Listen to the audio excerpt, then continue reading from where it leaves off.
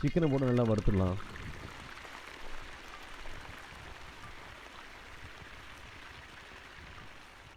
Salt add பண்ணிப்போம். So இப்போ இந்த எண்ணெயை இருத்துடலாம்.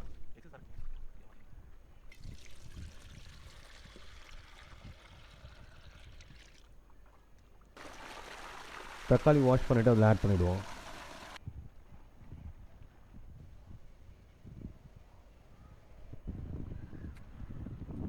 மூடி இஞ்சி பூண்டு பேஸ்ட் ஆட் பண்ணிப்போம். ஸோ மூடி வச்சு தக்காளி நல்லா வதங்கட்டும்.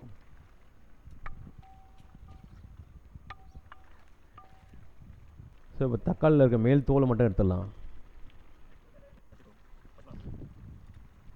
பச்சை மிளகா ஆட் பண்ணிப்போம். பெப்பர் லைட்டாக ஆட் பண்ணிப்போம். கரம் மசாலா ஆட் பண்ணிப்போம். தனியாத்தூள் ஆட் பண்ணிப்போம். ரெட் சில்லி பவுடர் ஆட் பண்ணிவிட்டு நல்லா மிக்ஸ் பண்ணிவிடுவோம். ஒரு 10 நிமிஷம் குக் பண்ணிவிட்டு ஸோ ரெடி ஆகிடுச்சு. சர்வ் பண்ணிடலாம்.